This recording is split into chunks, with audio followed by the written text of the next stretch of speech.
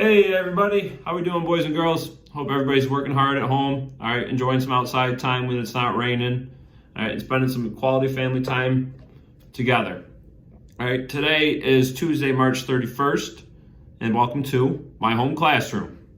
Today we're going to read our Unit 5 Week 1 story, Suki's Kimono. So get out your reading street books for me, please, and follow along. All right, everybody's going to flip to page 198 and 199, and we're going to read the genre and the question of the week that I want you to think about why I read to you. Okay? Now everybody's got their books. The genre is realistic fiction. All right? Realistic fiction has characters and events that are like people and events in real life. As you read, decide if any of the characters remind you of someone you know. How does this help you better understand the story? All right, so think about realistic fiction and people, the characters in that story, and see if they remind you of anybody.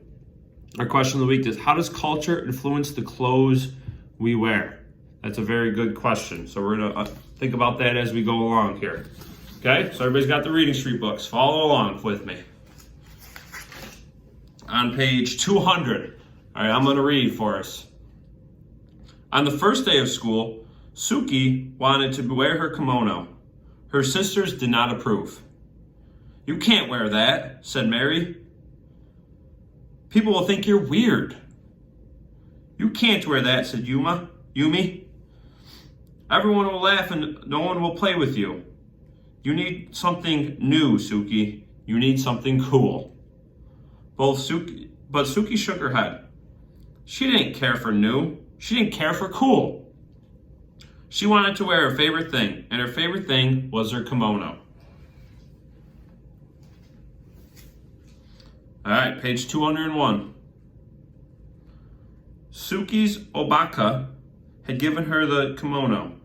The first time Suki wore it, her obakin took her to a street festival where they slurped bowls of slippery, cold somen noodles, and shared a cone of crunchy shaved ice topped with a sweet red bean sauce. Under strings of paper lanterns, Suki joined her obakin in a circle dance.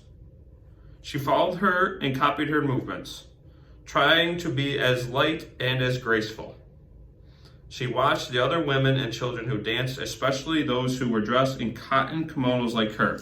All right, so we have 3 vocab words on that page: festival, graceful, and cotton. I hope that you can name them and what their definitions are. All right, look to your parents and see if you can tell them what that word means, those 3 words mean. All right, flip the page for me. Page 202. Later, Suki sat so close to the stage that when the taiko drummers performed Bam Bam Bam Bam, she felt like she swallowed a ball of thunder and her whole insides quaked and quivered. Before they left the festival, Suki and her obakin stopped at the souvenir stand. There were many things to choose from, but her obakin found the prettiest thing of all: a handkerchief of pale pink linen decorated with tiny maple leaves and cherry blossoms. When she gave it to Suki, she said, "This will help you remember our day." Now it was time for school. Mother checked Suki's obi one last time and took a picture of Mary, Yumi, and Suki together by the front steps. All right, we have 2 vocab words there: handkerchief and pale. Make sure you know what they mean and you can tell your parents what they mean, okay? Based on what we've read so far, what do you think obakin means? If I had to guess, I would say obakin means grandmother in Japanese. Next, page 203. Make sure we're paying attention and follow along, please. Then as she watched, the 3 sisters made their way down the block to their school. Mary and Yumi stayed several paces ahead of Suki and pretended they didn't know her. But Suki didn't mind. She turned and waved to her mother before she clip-clogged along in her shiny red geta, feeling very pleased in her fan-patterned blue kimono. All right, next page, page 204. Max, flip the page, all right? Pay attention, come on. Once in a while, Suki would lift her arms and let the butterfly sleeves flutter in the breeze. It made her feel like she had grown her own set of wings. When they reached the school, Mary and Yumi hurried across the yard to a group of their friends. Suki stopped and looked around. Some of the children turned and stared at her, and others giggled and pointed at the kimono. But Suki ignored them. She took a seat on a swing to wait for the bell. A girl dressed in a pair of overalls, just like a pair of Suki had at home, sat on the swing beside her. "Hi, Suki," said the girl. "Hi, Penny," said Suki. "How come you're dressed so funny?" Penny asked. "Where did you get those shoes?" Suki lifted her feet off the sand and wiggled her toes. "I'm not dressed funny," she said. "My grandma gave me these shoes." Suki started pumping her legs. After a moment, Penny did the same. And soon they were both swinging as fast and as high as they could. Swoosh, swoosh, up and up. All right, page 206.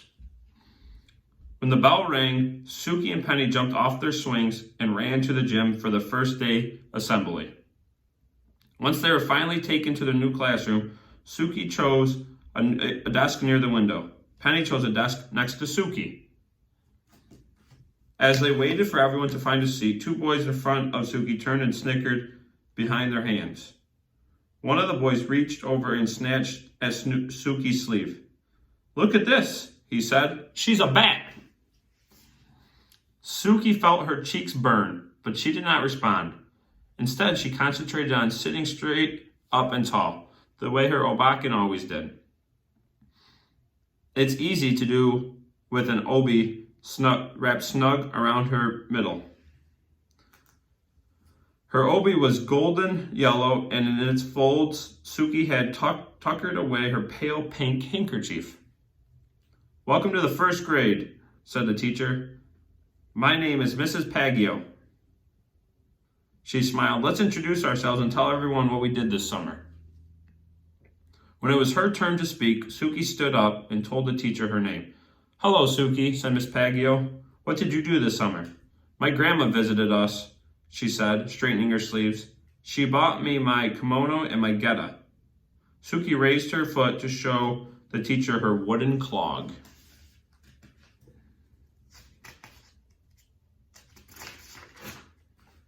Somewhere in the classroom, someone laughed, but Suki took a deep breath and continued. "The best thing was that she took me to a festival, and there were dancing girls dressed like me, and they danced like this."